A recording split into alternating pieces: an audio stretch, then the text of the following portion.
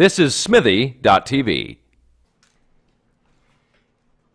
It's Monday, and you're listening to Breaking Down the News with Kenny Robinson. Right now, I have my special guest, Clifton Joseph. Right here. You may know him as a poet. You may know him as a prophet. You may know him as that madman on stage causing all kinds of ruckus. And of course, they may know me as the very famous guy. I'm extremely famous on Eglinton Avenue between Dufferin and Oakwood. Well, you've been there forever. You went to school there, basically, and met your wife there, and raised your child there. And yeah.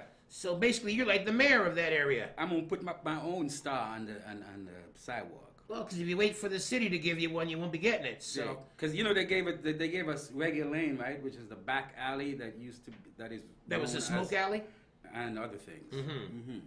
Murder alley? No. Of the sexual nature. Oh, okay. Oh, I hope they don't know you for that reason. No. That's what you want, you know. But as you were saying, that's what every pimp dreams of someday. Yes, they named that corner after me. That's Charlie's Corner. So anyway, we're talking race today for the most part. But if you talk race, then well, we just brought up the oldest profession. But the second oldest profession for gentlemen of color is the fight game. Oh yeah. And the fight game is well, this weekend. Boxing enthusiasts were hoping that the Mayweather Pac-Man fight would bring boxing back to its former glory of being ruled by hoodlums and dominated by young men that have been bought and paid for, beating up on men that used to be bought and paid for. So basically, it was this time though the controversy. A lot of people were. Well, first of all, let's talk about the fight. Did you see the fight? Yes, I did. I was down at the place called the Boxing Loft. A bunch of about 30, 40 of us. They got screens, food, and everything. It's like a boxing gym. The boxing. Yeah, it's actually a boxing gym. There's actually a ring there, and we were right outside the ring. They have it covered? Yes. Okay. Everybody had a cover that night. This is Yeah. everybody was charging $20, $30, $40 to get into the joints. And I was anticipating this fight for 5 years. And I was a Manny supporter myself, right? Okay. I don't believe this hype about Floyd being the greatest. I watched a lot of Floyd's fights. His last 5, 6 fights is basically like him sparring, right? So the fight for me was a big letdown. Really. Would this been the fight to have seen 5 years ago? 5 years ago would have been much more competitive because I think what happened is that Mayweather realized that he really doesn't have to fight.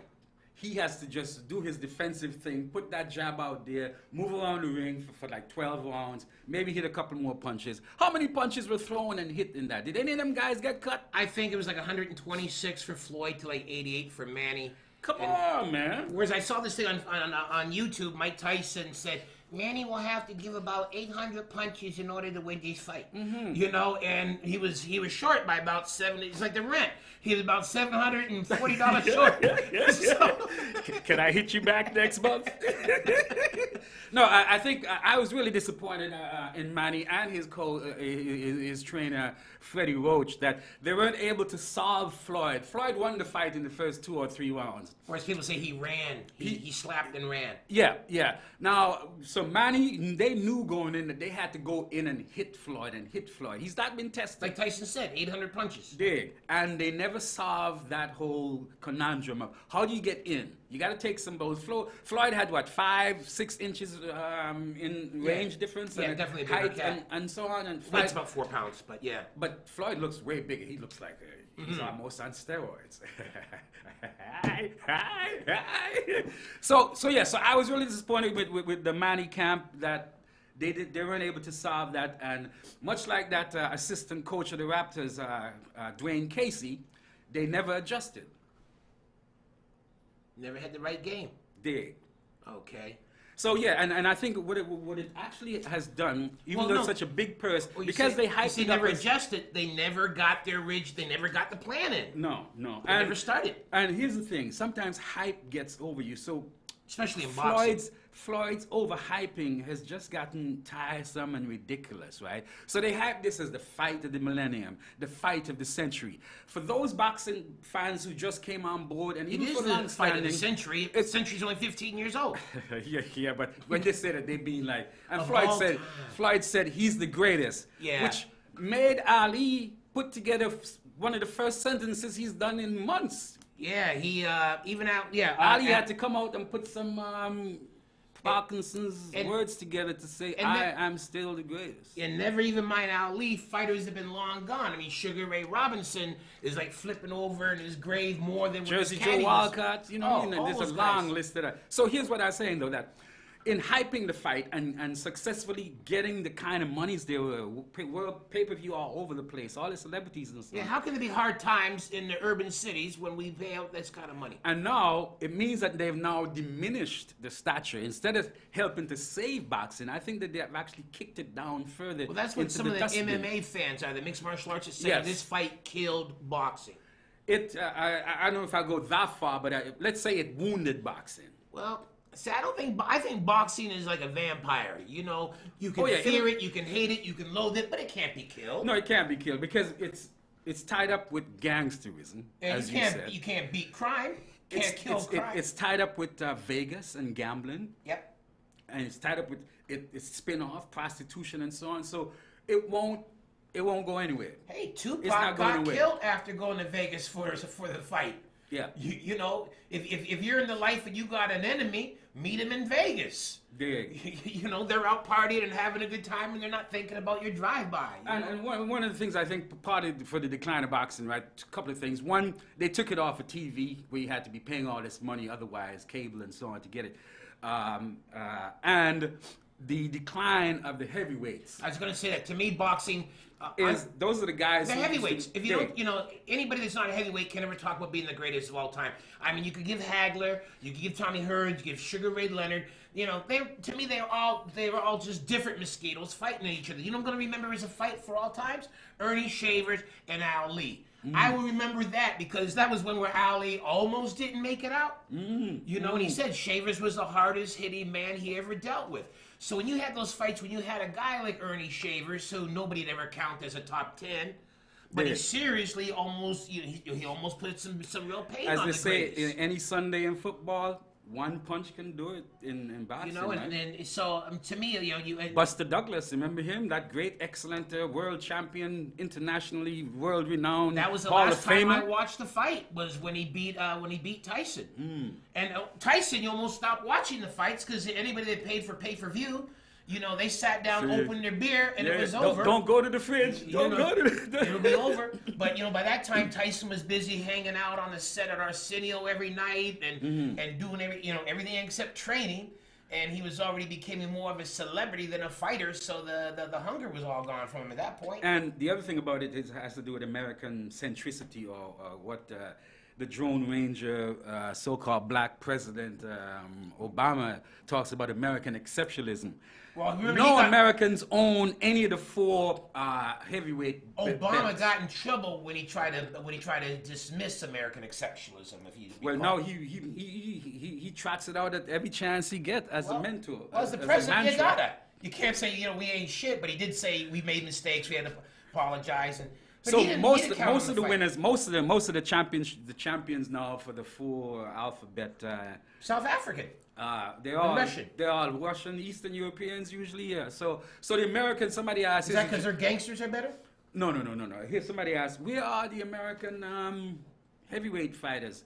They're playing linebacker for the NFL.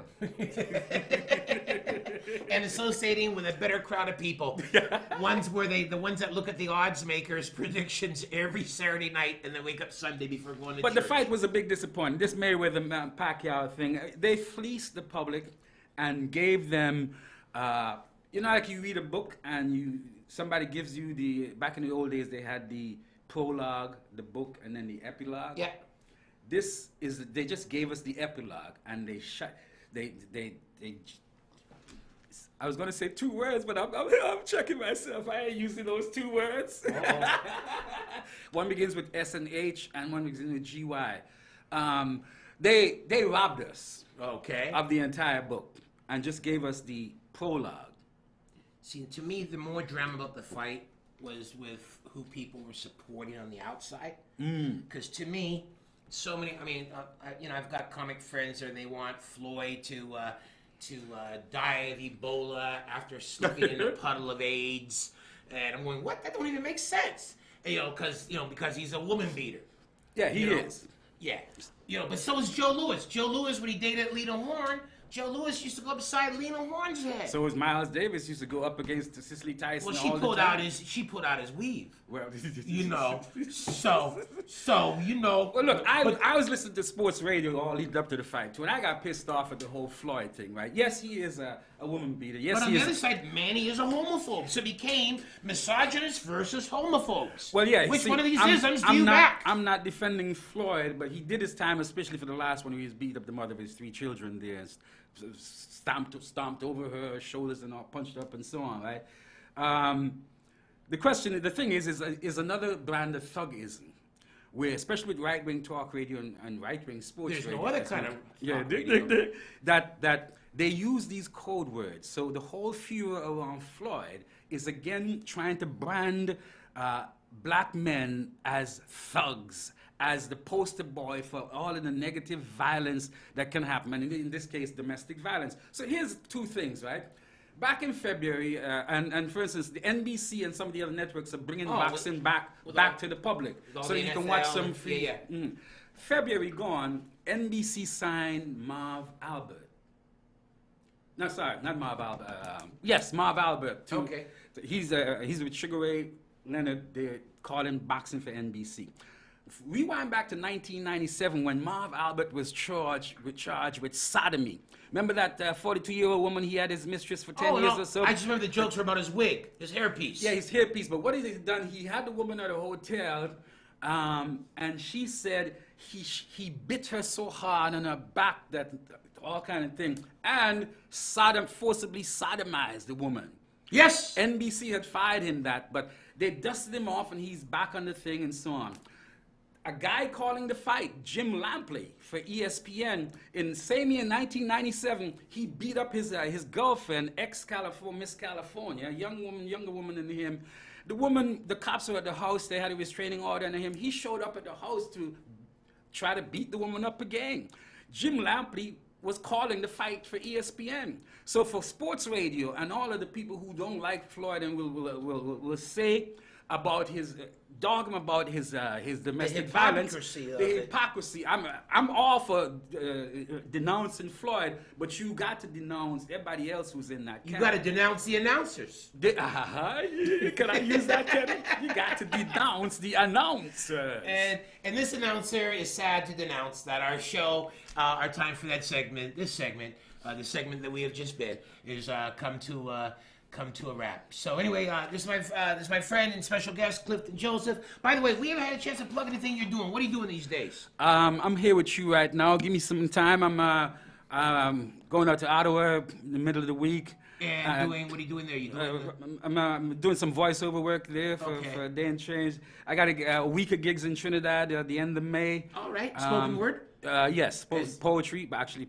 poetry. Yeah, I was there before. Word. We'll talk about that. What other kind of words are there? Well, Marcel Marceau, baby. Well, there's a sign language guy at Mandela's funeral, but he was just jiving. Oh, that was his spiritual guy. Yeah, I wish somebody would hire me to be their poet, spiritual guy. I'd be talking all kind of shit before Kenny comes on. I get my half hour before Kenny comes on. And then people can catch me at, we got an internet TV station, live internet TV station, www.eglintontv.com. That's EGLINTON TV.com. All right. Mm-hmm. So keep on keeping it. Shit's on the internet, Kenny. You know, major media, mainstream media, or regular broadcast media, the advertising is moving from the newspapers. Sometimes I pick up the Toronto papers and they look like they're on a Jenny Craig diet. They've slimmed down tremendously. And TV revenue, TV advertising, radio, moving to the internet. So if I can we can get a little bit of that, things can happen. Well, much like your show. Well, we got to get some cabbage somewhere. Absolutely, baby. Because there is a famine going on that nobody's reporting. Anyway, Kenny Robinson, breaking down the news. Thanks for coming in, checking us out. It's been broken.